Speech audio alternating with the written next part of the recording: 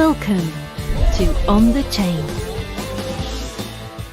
Let's go into the Deaton tweet. Why is it refreshing? All right. John Deaton, right? So, whistleblower alert. Sunday Saucy deserves some money. Okay. So, I think Bill Hinman could have used some legal advice before signing the sworn declaration filed by the SEC. If his speech reflected only his personal opinion and was not guidance by the SEC, he's in violation of Title V. Uh-oh. Uh-oh. What is Title V? Let's see. The use of public office for private gain. Interesting. How many elected officials or employed officials in government are guilty in the use of the public office for private gain? I would have to say there's probably quite a few. But let's see. An employee shall not use his public office for his own private gain, for the endorsement of any product, service, or enterprise, or for the private gain of friends, relatives, or persons with whom the employee is affiliated in a non-governmental capacity, including nonprofit organizations of which the employee is an officer or a member, and persons with whom the employee has or seeks employment or business relations. The specific prohibitions set forth in paragraph A through D of this section apply this general standard, but are not intended to be exclusive or to limit the application of this section. So there's obviously a lot in here, right? But that first paragraph highlights and underscores what they should not do. An employee should not use or permit the use of government position or title or any authority associated with his public office to endorse any product, service, or enterprise, except in furtherance of statutory authority to promote products. And I'm sure it goes on and on and on. But this is really, really, critical. So now as we get in, Nicola, John, it's very clear they were in violation of 5. Use of public office for private gain. Why has this not been pursued? Well, let's find out what John said, right? So let's go through and we'll see all of the comments that John put on this. Now, this is interesting. So now we get into that. The speech was intended to express my own personal views. This is Hinman. To the best of my knowledge, the commission had not taken at that time and still has not taken any position or expressed a view as to whether offers and sales of Ether constituted offers and sales of securities. Now, John brings up the documentation showing how he signed it, showing in the case, the declaration, showing what we just read, Title V. John is now going to highlight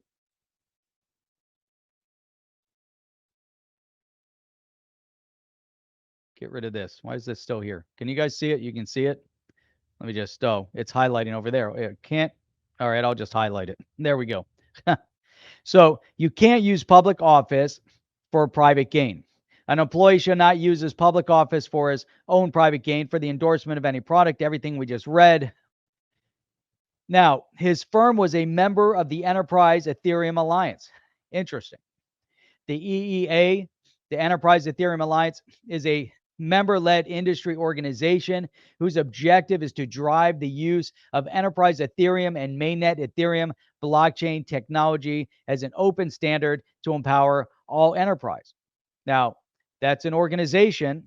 There's an affiliation. And so now let's go down. Hinman collected $15 million while at the SEC.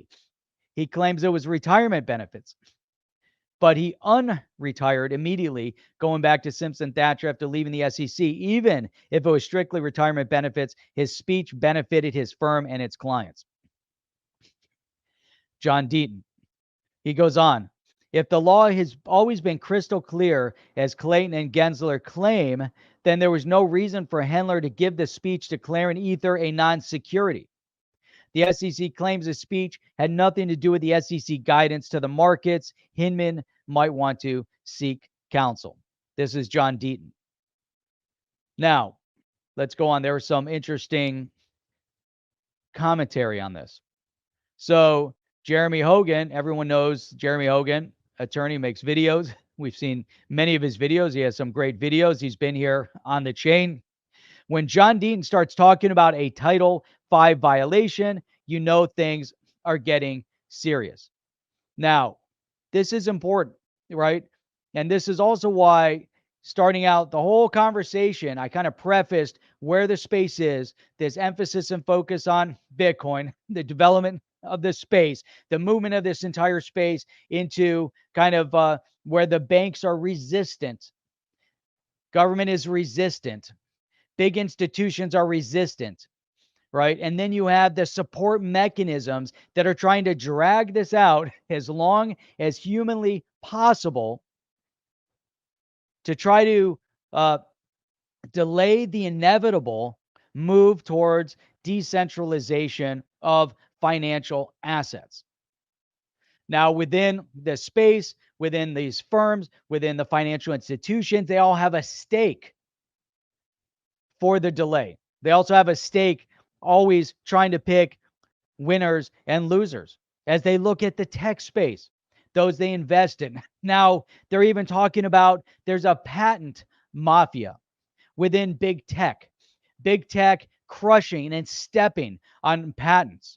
Now, if they're going to be doing that, why would that not also ring true for the financial space? Why wouldn't there be a financial mafia, so to speak, that is also dictating the ebb and flow of the banking space and the financial institution space and the movement of money, what you're going to invest in? If there's a new tech, wouldn't you want to then make a decision as these big institutions and say, we're going to put our money behind this tech. And when we put our money behind this tech, this is the technology that is going to grow up because we're putting our emphasis. And as they try to crush other technologies at the same time, think about how they try to dismantle and crush Amazon in the early days, bad mouthing it, coming out and undermining it. The media, the financial institutions, many of the players in the space tried to undermine the development of what Amazon was becoming. And look at what it's become as it's overcome. And that story can ring true in many areas where some of these institutions actually overcome, but some of them don't. But in this scenario, they're looking at this brand new kind of baby asset class, and they understand where this asset class is going. There's smart people in all these positions. They see the direction that Bitcoin was moving things. They see the direction that Ethereum was moving things in the early years, and then they try to, make a decision on it. So I like how it goes down, some of the commentary, as we continue. Really, really important, overall. And that's why, I think as, John brings this to the case here, stock, get him, John. I want vengeance for the way they decimated my long-term wealth search investment. Now, the thing is, in this scenario, what are they doing here? Right? They're making the statement. And what John is saying is that there was personal gain by pushing this narrative of Ethereum being, okay. And so, as we get into it, and so let's open, let me see if this one, yeah, here we go. So Hinman, on June 14, 2018, I delivered a public speech entitled Digital Asset Transactions When Howie Met Gary Plastic, the speech. Now, in this speech, he makes the statements where he says there was a disclaimer. My remarks are mine alone, not necessarily those of the commission, the commissioners, or the staff. Not necessarily. How about not? But that's not the point, because in the speech, and we can go back and everyone's heard it, there's direct reference to the we's. We've decided. We've determined. It's not my opinion. So you can't say it's my opinion and then go in and say, here's what we've determined. And we meaning the SEC, because that's who he was working for. So it is available, and the videos have been heard, multiple times, and there's been multiples. But this speech is now also when they try to make sure that it's now being presented in front of the court. It has to be brought in front, and there needs to be more discussion over it. But what John is also referencing with Title V is the direct benefit from that speech to not just the individual, but those around that individual by some of the statements. Now, you can also make assumption from that statement. You come out and say, okay, not professional. These are just my opinions, but you represent one of the major financial bodies in the U.S., in U.S. government. So it's a very fine line that you walk down. Right? The Texas speech, the Securities and Exchange Commission disclaims responsibility for any private publication or statement of any SEC employee or commissioner. The speech expresses the author's views and does not necessarily reflect those of the commission, etc. I did not reference, and no one was saying that he referenced Ripple during that speech. However, instead, my speech expressed my view that current offers and sales of Ethereums are not security transactions. So that's what he was referencing. My view is based on my understanding of the present state of Ether, the Ethereum network, and its decentralized structure. Now, it's interesting because then fast forward and they say, well, one of the reasons why Ethereum could also not be considered a security is because maybe in the beginning it was, but now it's fully developed. But we know now that it's not fully developed. The gas fees are out of control. The structure out of control. They're trying to make it better. They're trying to fine tune it. They're trying to bring it back into mainstream use.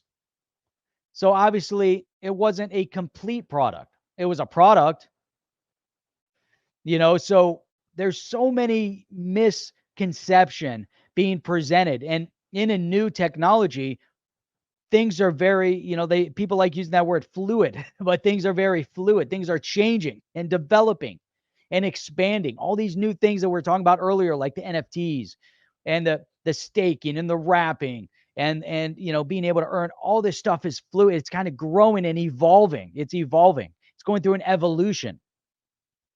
Money is going through an evolution. Our financial infrastructure going through an evolution. There's always going to be resistance to positive evolution when some individuals or some groups within that evolution are going to lose. I'm sure that in the beginning, when when people realized that that cars were here to stay, and the horse industry overall for transport and stagecoaches and horse whips, horse buggies, that technology was shrinking. The evolution over to new modern transportation. There was an evolution. You had to get on board with that evolution because it was better for people in general. It's better for the development of technology within society. The movement away from typewriters over to technology. The evolution of retail from stores to online to potentially back to stores again. The evolution of television. How many companies have gone out of business as a result of the evolution of television? How many computer companies have gone out of business because of the evolution of computers? How many phone manufacturers have gone out of business because of the evolution of technology? We just saw BlackBerry shut down support of their entire ecosystem for their older phones about a week or so ago. BlackBerry was the state of the art. Everybody wanted a BlackBerry so they could carry their email with them everywhere they went. BlackBerry now gone. Now it's iOS, it's Amazon. Microsoft lost momentum, never truly got any advancement within the mobile space. Microsoft had everything to lose and lost. It was theirs to lose. They let Google take over with Android. I said Amazon. Android. Microsoft let Android take over the marketplace because Microsoft didn't launch fast enough, and then their solution sucked. They had their original evolution of phones. I don't know if you guys remember. They were putting Windows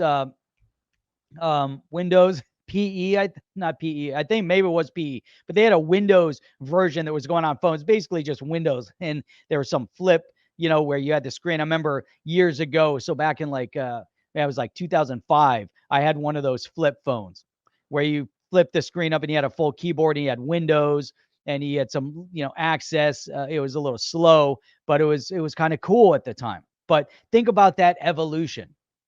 AOL gone, right? It's moving.